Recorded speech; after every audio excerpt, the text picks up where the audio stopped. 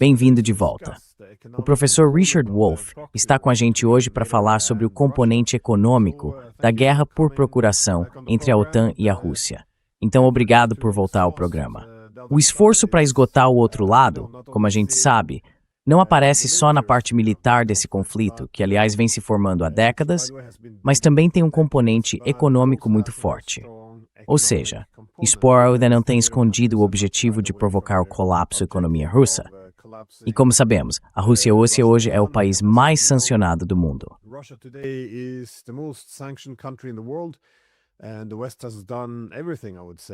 E o Ocidente fez de tudo, eu diria. Cortou o acesso da Rússia aos seus mercados, aos bancos, chegou até a confiscar fundos soberanos russos. Mesmo assim, parece que nada disso funcionou. Eu fico me perguntando, como você explica isso? Afinal, nossos governantes disseram, que a Rússia era apenas um posto de gasolina disfarçado de país. Então, como você vê a forma como a Rússia se ajustou a essas sanções? Porque, sinceramente, acho que pouca gente no Ocidente esperava que os russos se adaptassem tão bem e até crescessem, enquanto seus vizinhos europeus enfrentam problemas tão sérios, tão profundos.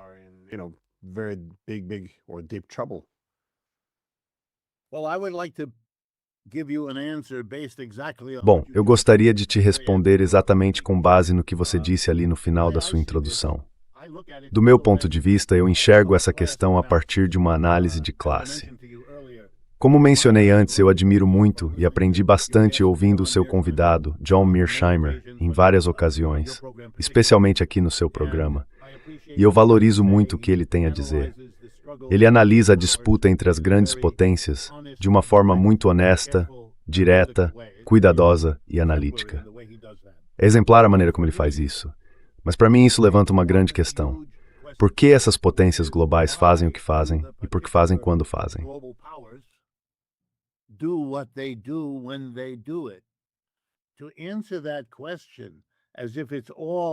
Responder a essa pergunta como se tudo fosse apenas um jogo de xadrez entre os jogadores ignora todas as pressões sociais que atuam sobre qualquer governo, sobre cada governo, empurrando e puxando de um lado para o outro. Eles não são livres para adotar qualquer estratégia contra outras grandes potências, porque algumas dessas estratégias são bloqueadas por limitações internas e outras não. Então, uma análise adequada precisa perguntar: por que isso está acontecendo? Por que uma potência está ameaçando a outra? E responder a isso apenas com base no que as outras estão fazendo deixa em aberto a questão fundamental. Por que todas elas estão agindo dessa forma? E eu gostaria de responder a essa pergunta focando na Europa.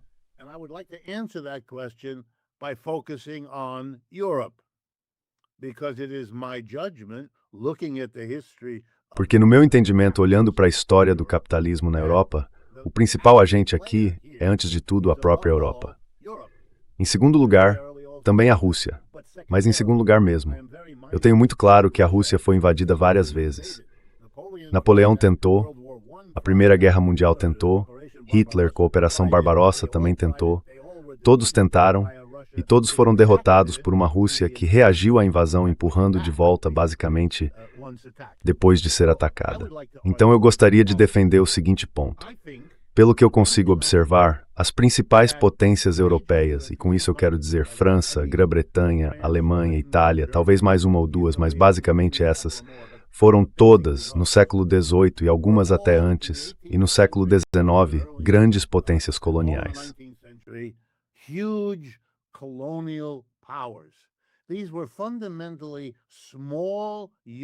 Esses eram basicamente pequenos núcleos de capitalismo nacional, que se formaram à sua própria maneira nos séculos XVII e XVIII e no começo do XIX, variando de país para país.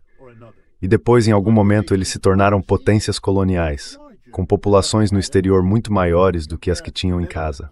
Quer dizer, é só comparar os Países Baixos com a Indonésia ou as Ilhas Britânicas com o Império Britânico e assim por diante.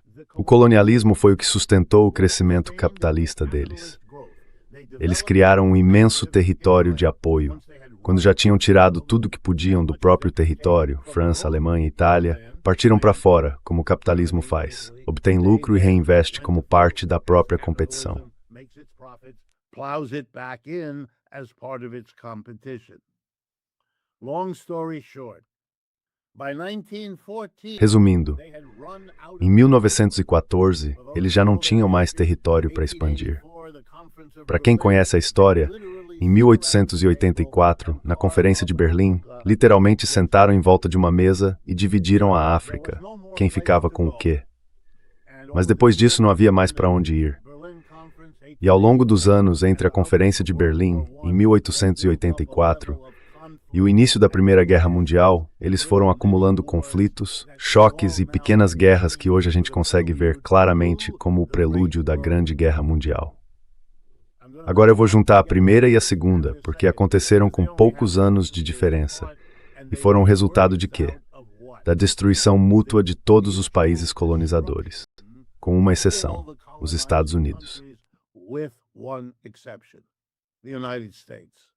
All the rest, Japan now included, blew each other. Todos os outros, o Japão agora incluído, se destruíram mutuamente, se bombardearam até virar pó, arrasaram suas economias, mataram milhões de pessoas, inclusive a Rússia, e por aí vai. Só os Estados Unidos, por causa da distância e porque o poder aéreo e a guerra aérea ainda não estavam desenvolvidos como hoje, conseguiram sair de pé. Para quem talvez não saiba, a Rússia perdeu 25 milhões de pessoas na Segunda Guerra Mundial, enquanto os Estados Unidos perderam 400 mil. Não dá para imaginar um contraste mais claro que esse. A guerra acabou. E agora vem o argumento. The war is now over. Here comes the argument. The war is over and the United States stands. A guerra acabou e os Estados Unidos se expandem. A economia do país não caiu, pelo contrário. A guerra tirou os Estados Unidos da Grande Depressão de um jeito que nada mais tinha conseguido. No fim da guerra, o país estava em melhor situação econômica do que em qualquer momento desde 1929, quando tudo desabou. Completamente o pior momento da sua história. E assim, os Estados Unidos surgem, como todos nós sabemos hoje, como a potência hegemônica, a herdeira dos impérios. Não administrando colônias como os europeus faziam, mas deixando que todos fossem independentes. A gente já sabia fazer isso. Já fazíamos há muitos e muitos anos com a América Latina. Deixávamos que fossem independentes.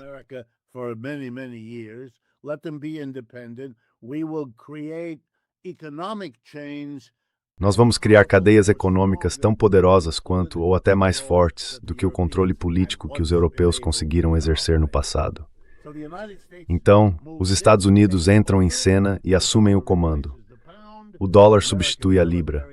O exército americano faz aquele famoso acordo com a Europa, dizendo o seguinte: aqui está a divisão de tarefas.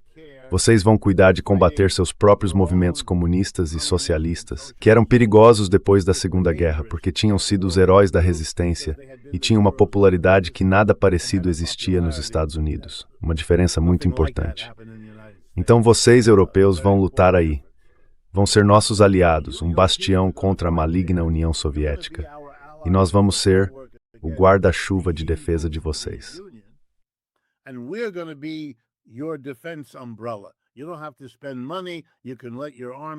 Você não precisa gastar dinheiro. Pode deixar seu exército e sua marinha irem para o ralo. E foi o que aconteceu. Eu cuido de vocês. Tudo bem para nós, porque isso nos permitiu manter um tipo de keynesianismo militar dentro de casa, algo que não teríamos conseguido sem a grande cruzada global contra o Império do Mal. Uma divisão de trabalho bem conveniente. A Europa ficou subordinada. Disseram para a Europa, agora vocês podem gastar com bem-estar social. É assim que vão derrotar os comunistas e os socialistas. Podem ter seus programas sociais. Nós bancamos porque tiramos de vocês o gasto com defesa. Só que agora isso virou uma crise para a Europa, porque o contrário aconteceu. O Trump retirou o guarda-chuva militar. Agora vocês vão ter que gastar o dinheiro europeu.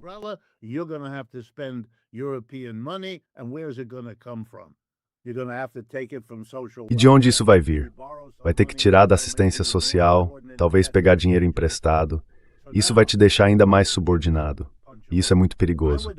Agora vem o golpe mais forte de todos. Eu diria que, e aqui eu sigo uma pista do Zbigniew Brzezinski, uma pessoa de quem eu discordo completamente na minha análise, é o seguinte: os europeus nunca se recuperaram da perda dos seus impérios, e eles sabem disso. Eles se ligaram aos Estados Unidos porque, caso contrário, entre os próprios socialistas e comunistas deles, a Rússia ali do lado, e os americanos com uma mentalidade imprevisível, o risco era grande demais. Então escolheram os Estados Unidos, o mal menor para eles. Mas isso não resolveu o problema.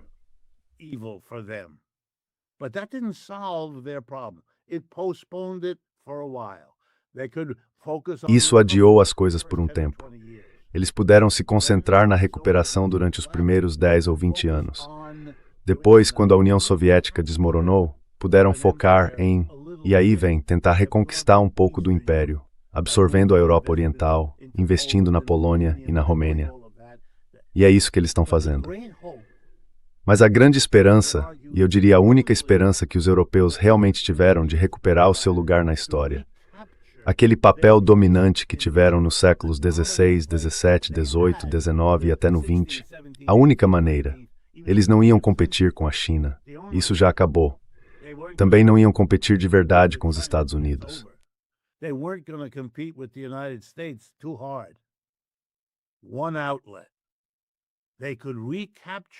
Um dos caminhos seria tentar reconstruir um grande império europeu, se conseguissem destruir e desmembrar a Rússia, dividir o país em meia dúzia, ou talvez uma dúzia de pequenos estados, transformar tudo em várias Letônias, Estônias e por aí vai, e depois repartir entre eles.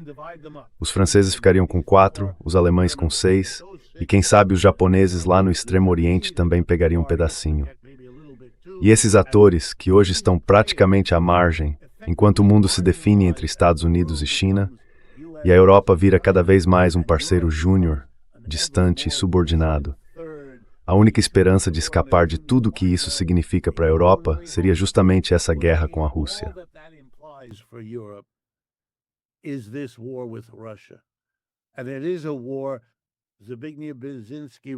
E é uma guerra. Zbigniew Brzezinski escreveu isso nos anos 90. A grande estratégia seria, e precisa ser, destruir a Rússia. Não porque seja comunista, isso não tem nada a ver com comunismo. O comunismo foi só uma conveniência, possibilitada pela Revolução Soviética de 1917. Assim que ele acabou, ficamos mais perto da guerra do que talvez estivéssemos em qualquer momento da Guerra Fria. Por quê? Porque é isso que está em jogo aqui. Os europeus estão desesperados. A demonização da Rússia é quase histérica. Quero dizer, eu sou americano, estou aqui do outro lado do oceano, mas como você sabe, minhas raízes são europeias.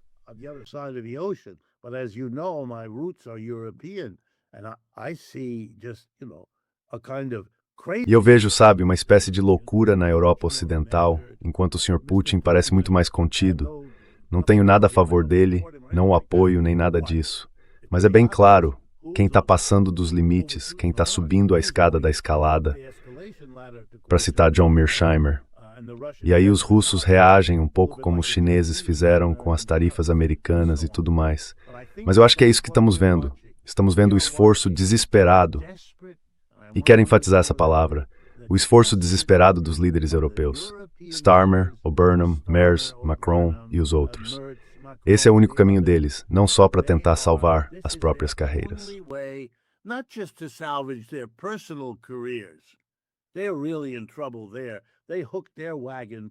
Eles estão realmente em apuros ali. Eles se alinharam pessoalmente aos Estados Unidos e o Sr. Trump jogou eles debaixo do ônibus. Então agora precisam olhar para o próprio povo e dizer: somos os grandes líderes que se uniram aos Estados Unidos, que agora desrespeitaram vocês em 27 níveis diferentes. Eles não podem fazer isso. Precisam inventar outra forma de manter esse apoio. Tem que apoiar os seus capitalistas, porque não vão mais receber o mesmo tipo de apoio de antes. E podem fazer isso por meio de um programa de defesa e da demonização da Rússia, com aquele objetivo utópico de recriar o império que perderam no século XX e desde então não conseguiram substituir por nada.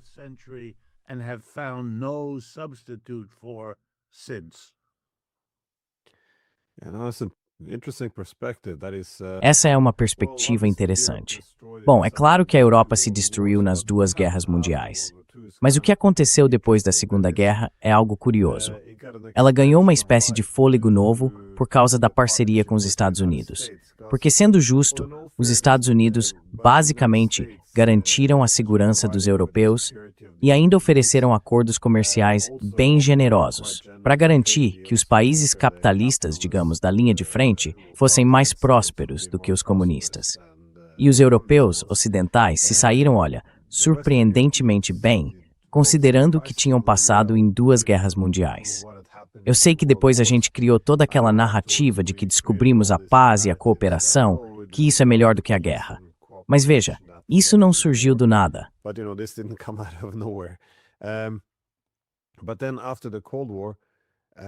Mas então, depois da Guerra Fria, sim, algo claramente começou a mudar.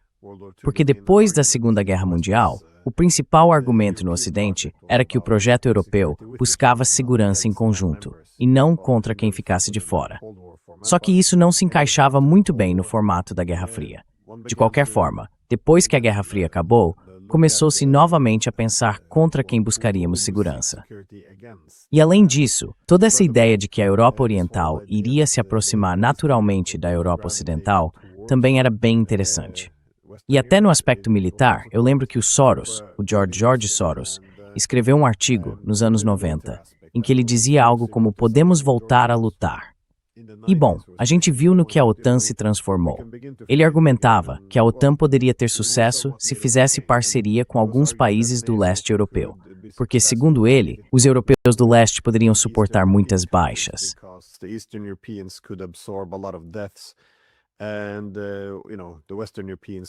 E sabe, os europeus ocidentais se importavam menos com o número alto de baixas e, enfim, com muitos dos seus homens voltando para casa em sacos de corpo. Então, basicamente, era isso que eles queriam: encontrar algum país do leste europeu que pudesse fornecer a carne de canhão. Eu achei que isso, sabe, combina bem com o momento em que a gente está hoje. Enfim, o que eu queria dizer é que não existe mais um modelo econômico, como você mencionou, com os Estados Unidos puxando o tapete debaixo dos pés dos europeus.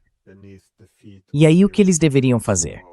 Eu sei que a Kaja Kallas, a chefe de política externa da União Europeia, fez um comentário parecido com o seu, algo como: seria muito melhor e mais fácil se a Rússia fosse dividida em vários estados menores. Seria muito mais fácil de administrar, não é?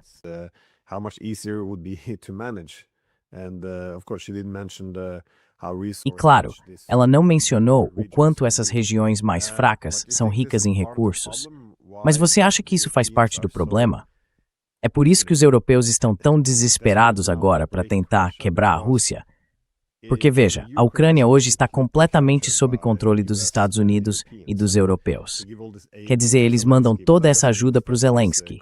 Mas isso só significa que o governo corrupto dele continua no poder e que ele vai seguir mandando os homens para morrer. Só que o projeto Ucrânia ainda não deu retorno sobre o investimento. E esse retorno só viria se eles conseguissem derrotar a Rússia primeiro. Mas aí está o principal problema para os europeus, a falta de um modelo econômico. Além disso, eles não têm tecnologia, não têm indústria. Será que é aí que está o cerne do problema? Is this at the heart of the problem? I think so. Let me tell you what I pick up. Acho que sim. Deixa eu te dizer o que eu percebo. Como eu estudei em todas as universidades de elite deste país, eu conheço bem várias dessas pessoas, quer dizer, eu discordo delas. Eu venho da ala esquerda, como você certamente sabe, mas eu sei quais são as políticas e quem está por trás delas. Existe uma percepção muito forte nos Estados Unidos, e os europeus, tenho certeza, sabem disso. E não é só sobre o Sr. Trump. Os europeus precisam entender que quase não há nenhuma discordância real em relação à rejeição do Sr. Trump aos europeus. Sim, pode haver algumas vozes aqui que não iriam tão longe, que não diriam as mesmas coisas que ele diz. Ele é descontrolado, fala o que vem à cabeça, mas não há apoio aqui para voltar ao que era antes.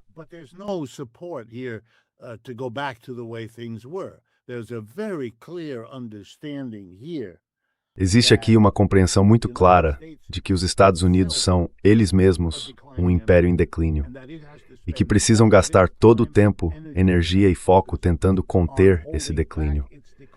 Na minha opinião, se você me perguntar, a lição mais forte nesse sentido foi terem sido derrotados pelos iranianos, a humilhação disso.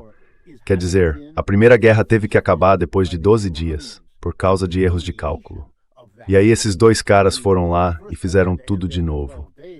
É por isso que há um rompimento entre os Estados Unidos e Israel neste momento, e ninguém sabe direito como isso vai se desenrolar. Mas é um rompimento entre dois que bagunçaram completamente tudo, tanto nas estratégias de curto quanto de longo prazo para o Oriente Médio.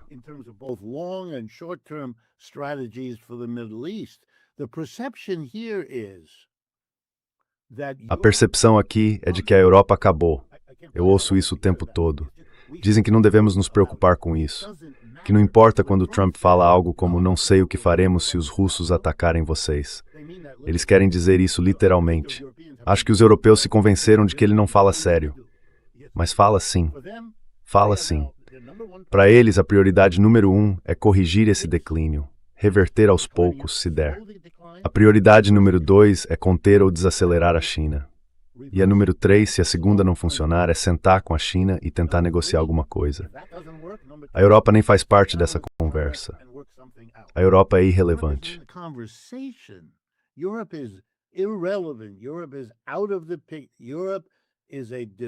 A Europa está fora do jogo. A Europa é uma bagunça dividida e vai seguir o próprio caminho. Agora, se por outro lado os europeus acabassem entrando numa grande guerra e destruíssem a Rússia, aí sim os Estados Unidos teriam interesse. E a China também. O que seria isso, então? Seria quase como se isso revertesse o movimento do Putin e a Rússia deixasse de se voltar para a Ásia, passando a trazer toda aquela parte asiática de volta para o foco europeu. Mas sabe o que isso significa? É a tentativa de recuperar o império perdido. Só que não na Ásia, nem na África, nem na América Latina. É no leste europeu e naquela imensa faixa de terra que vai até a Ásia. Algo que os americanos acham que os europeus não têm a menor capacidade de fazer.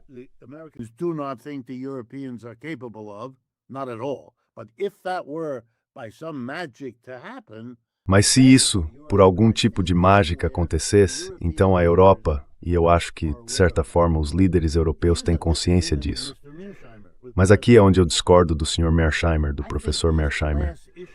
Eu acho que essas questões de classe, como é que o capitalismo na Europa Ocidental, onde o capitalismo moderno nasceu, afinal de contas, na Holanda, na Inglaterra e tudo mais, como é que os capitalistas de lá vão recuperar a capacidade de gerar o tipo de lucro que permita investir em pesquisa e desenvolvimento para tentar alcançar os americanos e os chineses, que estão se distanciando cada vez mais deles, literalmente a cada dia?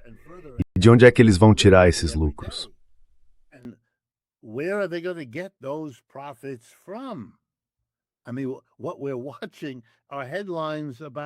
O que a gente está vendo são manchetes dizendo que a Volkswagen vai demitir 100 mil trabalhadores. O Varoufakis e os amigos dele explicam com razão que a economia alemã gira em torno da indústria automobilística. O Varoufakis diz que esse setor não está só encolhendo.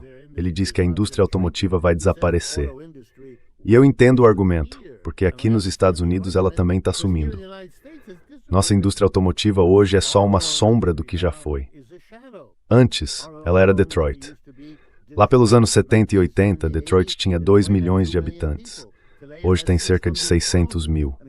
Para uma cidade moderna, num país capitalista, o que a gente vê ali é um nível de colapso muito claro e muito profundo.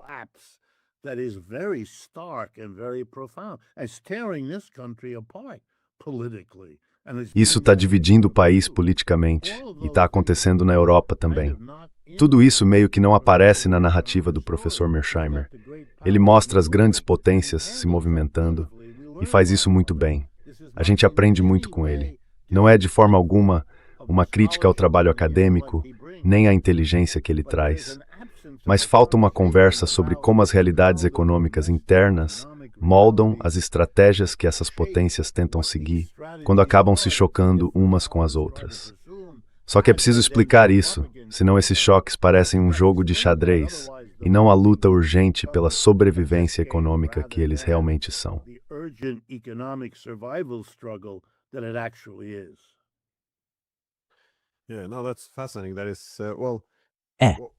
Isso é fascinante. Porque no realismo político, os estados são vistos como se comportassem mais ou menos da mesma forma. Tudo depende da distribuição internacional. Isso cria incentivos sistêmicos sobre como os estados devem agir. Mas, claro, a maneira como eles buscam o poder é interessante, porque, como você disse, a Europa sempre teve um certo modelo colonial. E mesmo depois da Segunda Guerra Mundial e depois da Guerra Fria, isso meio que continua. Dá pra ver isso, sabe, apesar de toda a retórica mais branda dos argumentos sobre direitos humanos. Sempre que surgem novas instituições, como o Tribunal Penal Internacional, é sempre a mesma coisa. Um lado se coloca como o professor civilizacional e o resto do mundo como o aluno.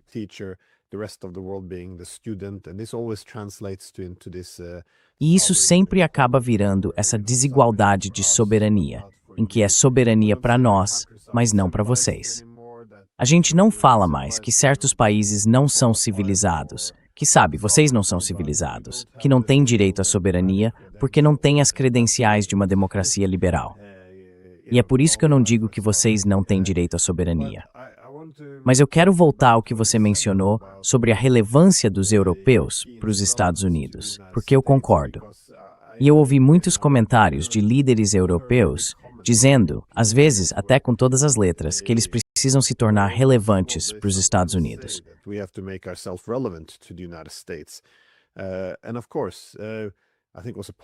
E claro, acho que foi um presidente polonês que disse que se a Rússia vencer, os Estados Unidos vão preferir trabalhar com os russos em vez de conosco.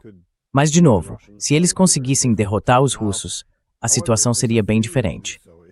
Agora, se isso não acontecer, se não conseguirem derrotar a Rússia, qual é a utilidade da Europa para um Estados Unidos em declínio? Será que vão simplesmente canibalizar as indústrias? Vão tentar transformar a Europa numa zona econômica exclusiva, isolada da China e dos nossos rivais? Ou vão exigir que os europeus se militarizem e usá-los talvez como outra Ucrânia?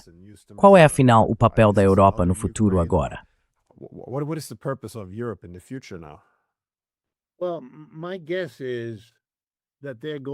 Bom, o que eu imagino é que eles vão... Acho que a suposição aqui, talvez errada, mas a suposição da liderança é que os europeus não têm como derrotar os russos. Que isso só seria possível daqui a 10 ou 20 anos, depois de um enorme reforço militar em toda a Europa, bancado por políticas de austeridade. E mesmo quando começam a discutir isso, eles sabem muito bem que, entre a oposição da direita a esse tipo de coisa e a oposição da esquerda, é muito improvável que isso aconteça num prazo razoável. E a suspeita deles é que a gente vai ver algo que para eles é perigoso, vamos ver. Ou uma ascensão da extrema-direita com novos governos como o da Le Pen ou do Alternativa para a Alemanha, ou então uma versão de esquerda disso.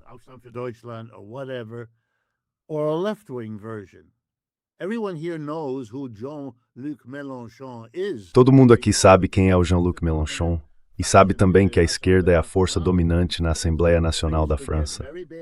As coisas podem ficar bem complicadas naquele país. A culpa, minha família é francesa. A culpa que as famílias francesas colocam no governo Macron por não ter se preparado para a onda de calor é algo muito sério mesmo. E não seria assim se a situação fosse normal, mas não é. O país está cada vez mais dividido. O Macron não tem apoio nenhum. Quer dizer, ninguém gosta do Sr. Macron. Eu realmente não entendo como ele vai conseguir se manter. Talvez consiga, mas para mim é um mistério.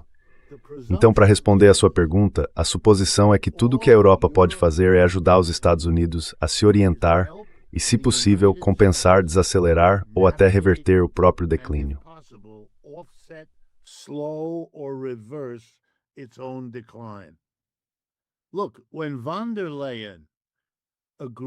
Olha, quando a von der Leyen concordou com o Trump que, em troca de tarifas mais baixas, haveria a compra de 6 ou 7 centenas de bilhões de dólares em gás natural liquefeito, mais um investimento do mesmo valor em dinheiro europeu nos Estados Unidos ao longo dos próximos 10 anos. Tudo bem, são só palavras. Mas o que isso quer dizer? Que vocês estão virando um tributário. O seu papel passa a ser entregar valor para os Estados Unidos. Eles vão continuar, talvez, oferecendo algum tipo de apoio militar, tá? Seja lá o que isso significa exatamente. E ainda vão criticar vocês por não darem o apoio que eles querem. Olha só como estão usando isso agora, em relação ao que não aconteceu no Golfo. Eu não acho que eles tenham grandes planos para vocês. I don't think they have much plan for you. I think they assume Europe is going to fade away. Eu acho que eles partem do princípio de que a Europa vai desaparecer. E se eu estivesse num humor mais ácido, eu diria que há até rumores bem fortes de que a Europa pode acabar sendo o caminho para os Estados Unidos e a China aprenderem a conviver num mundo dividido. Os Estados Unidos ficariam com o hemisfério ocidental e a China ficaria com a Europa. Eu sei que isso assusta os europeus, pelo menos alguns a quem eu já contei. Mas se você quer saber para onde o pensamento das pessoas está indo, a suposição é de que a Europa acabou. Eu sei como você conduz o seu programa, então sei que você entende. Mas para quem está acompanhando, sim, é ótimo para os ucranianos poderem lançar mísseis e drones no coração da Rússia. Eu entendo.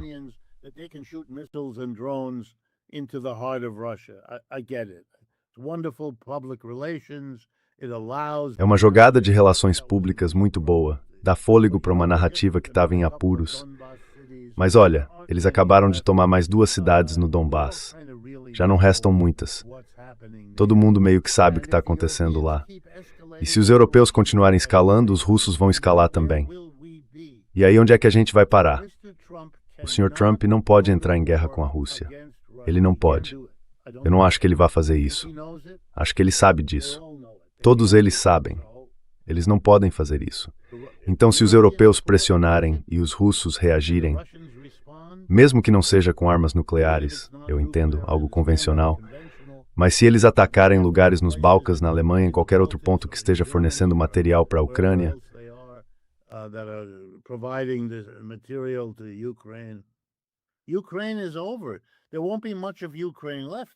a Ucrânia acabou.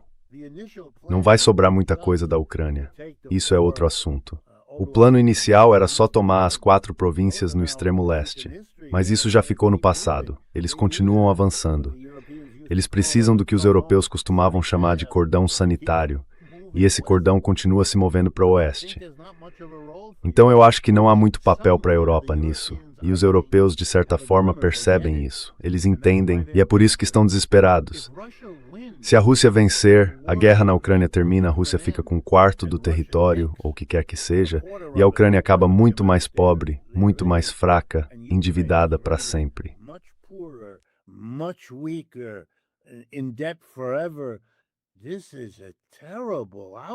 Esse é um resultado terrível. Eles não só não conseguiram o grande novo poder ou território colonial que queriam, como o que tinham foi enfraquecido. E agora, em todo o leste europeu, você vai ver uma reavaliação de quem são os aliados de cada um. Do mesmo jeito que está acontecendo nos países do Golfo, que estão percebendo que ter uma base militar americana não é uma proteção. Na verdade, isso te transforma em alvo. E um alvo de um Irã que tem capacidade de te atingir. Todo mundo está repensando suas alianças. Olha a Arábia Saudita, por exemplo. É impressionante a mudança que está acontecendo.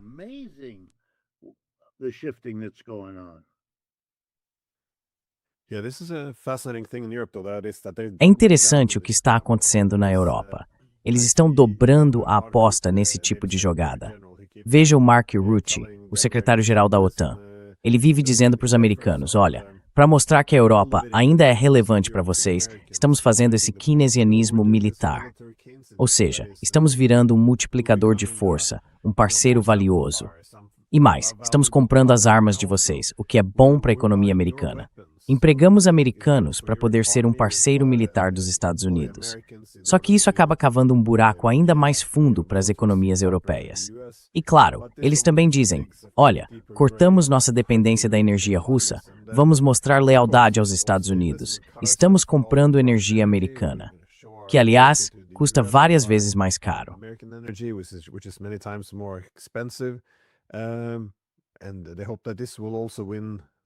E eles esperam que isso também conquiste o carinho dos Estados Unidos, para mostrar que são um parceiro importante. Como você disse antes, a von der Leyen, da União Europeia, assina esses acordos comerciais com os americanos, que todo mundo diz abertamente que são péssimos acordos. Mas, de novo, isso mostra que, como você falou, estamos prestando tributo aos Estados Unidos. Por que alguém deixaria um continente que está disposto a sacrificar seus próprios interesses econômicos para agradar os americanos? Só que, mais uma vez, todas essas coisas, todos esses gestos de submissão aos Estados Unidos só tornam os europeus cada vez mais fracos. E isso não é sustentável, na minha opinião. Acho também que isso desperta certo desprezo, para ser sincero. Não só do Trump, mas de Washington em geral. Esse tipo de subserviência não vai se sustentar.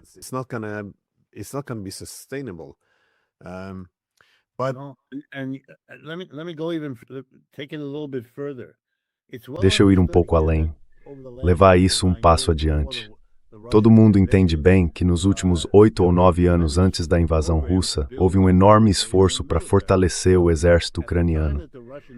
Então, quando os russos invadiram, a Ucrânia já tinha um exército maior do que o da maioria dos países da Europa.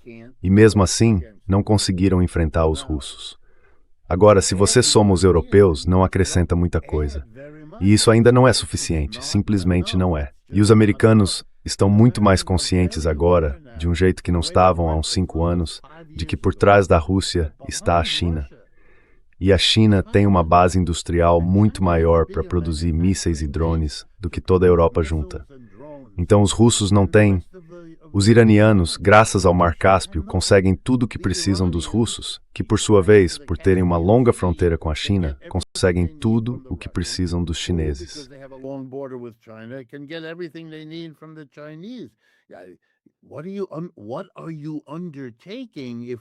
O que você está assumindo ao desafiar a China? O que eles produziram agora? Você sabia, eu só fiquei sabendo há poucas semanas, que a diretoria da Volkswagen teve reuniões em Washington no começo deste ano, conversando com o governo Trump sobre mudar a sede da Volkswagen para os Estados Unidos? Isso é mais do que um recado para os americanos, é um recado para toda a Europa. E agora vem a consequência. O acordo não deu certo. Isso não vai acontecer, pelo menos por enquanto. Em vez disso, eles vão demitir 100 mil pessoas. Isso é desindustrialização. A Europa vai virar um destino turístico que produz vinho e queijo, o que é ótimo, mas todo o resto vai vir de outro lugar. Eu estive em Paris da última vez há alguns meses.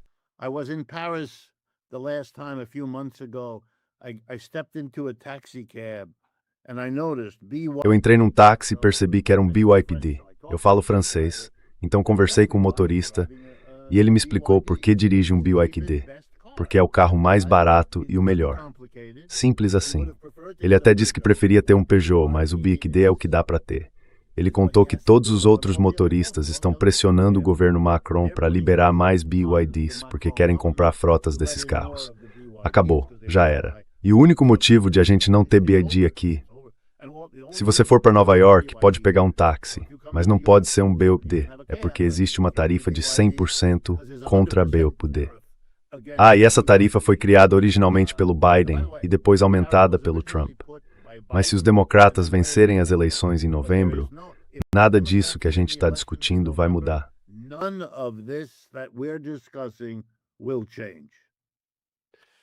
Let me ask a last question.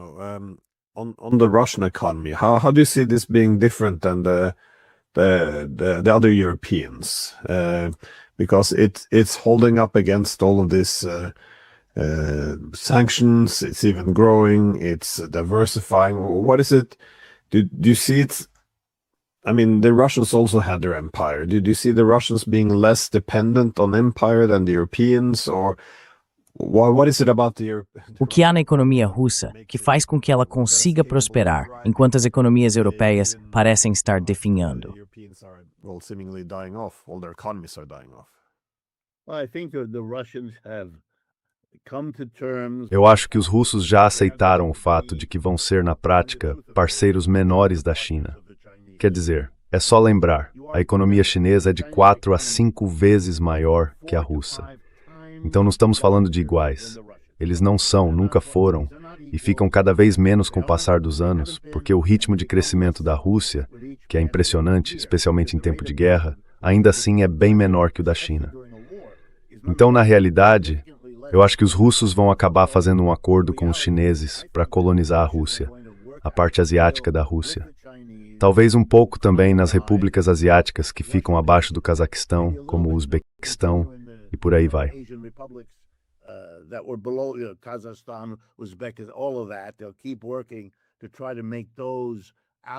Eles vão continuar tentando conquistar esses aliados, mas vão fazer o que os europeus desejam.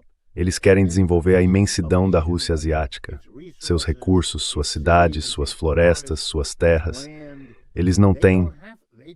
Aqui nos Estados Unidos, a situação é assim. Um lugar como Nova York é um problema, porque Manhattan é uma ilha, e não dá para crescer para fora, então você tem que crescer para cima.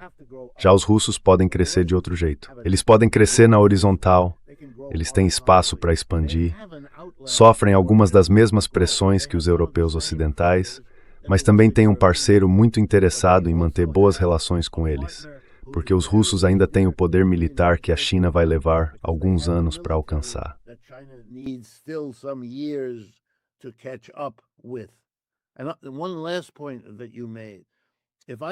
E um último ponto que você mencionou. Se eu entendi bem o acordo alemão, eles vão gastar 800 bilhões de dólares nos próximos 10 anos com o setor militar. Agora, só para dar uma noção de proporção, o orçamento americano hoje é de 900 bilhões por ano, não em 10 anos, por ano. E está previsto, no próximo ano, em 2027, subir de 900 bilhões para 1,5 trilhão. Isso está nos números oficiais. A Europa não tem como alcançar isso. Simplesmente não dá. Esses valores são tão desproporcionais que, a menos que a Europa encontre alguma fonte gigantesca de financiamento em todos os países, mesmo assim não conseguiria acompanhar. E no momento, se boa parte desse dinheiro ainda vem de empréstimos dos Estados Unidos, aí vira piada. Eles nunca vão conseguir alcançar.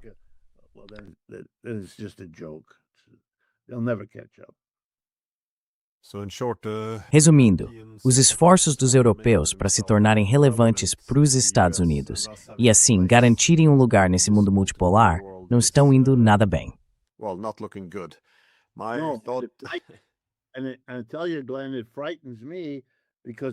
E eu te digo, Glenn, isso me assusta, porque me parece que toda essa histeria, essa demonização da Rússia, do Putin e todas essas coisas infantis vem de um sentimento histórico de não ter outra opção. Eles não estão dispostos a discutir mudanças na própria sociedade para lidar com isso.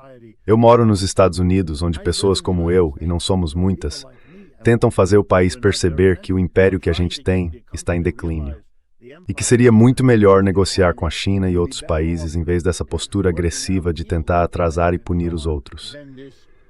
Isso simplesmente não funciona mais.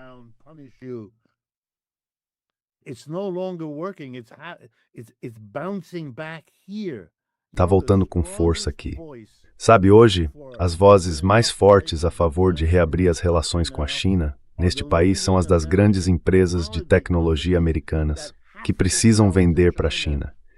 Caso contrário, os chineses vão vencer. Ou seja, eles vão vencer a menos que a gente abra o mercado, o que, por sua vez, ajuda eles a vencer. Mas se a gente não ajudar eles a vencer, ainda assim eles vencem. E isso deixa muita gente deprimida. Quando percebe que é isso que acontece quando um império declina. E para eles significa o contrário, que o deles não está. E isso cria uma situação muito perigosa.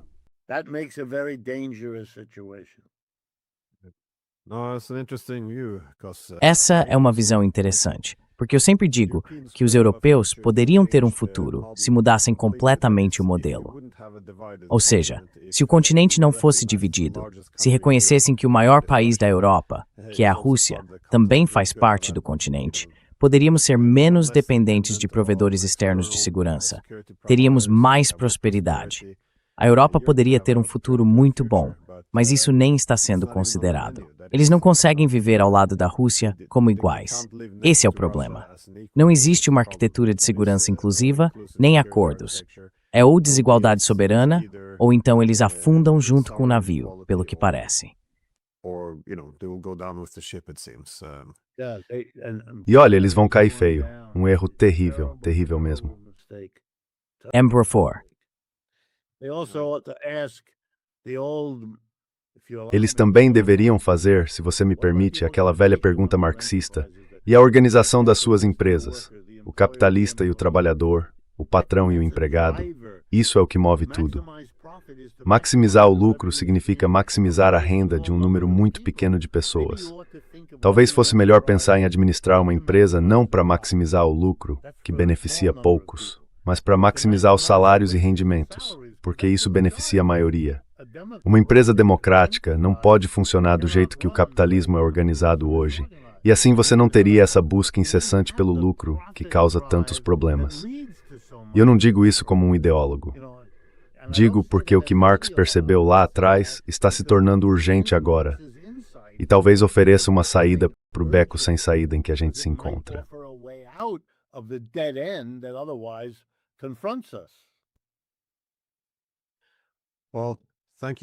Bom, obrigado, como sempre. Agradeço muito por isso. E vale a pena analisar também que tipo de ator é esse, além de só olhar para a distribuição de poder, né? Então, mais uma vez, obrigado. É um prazer, Glenn Giesen. E obrigado pelos seus programas. Aprendi muito com eles e valorizo de verdade. Appreciate very much.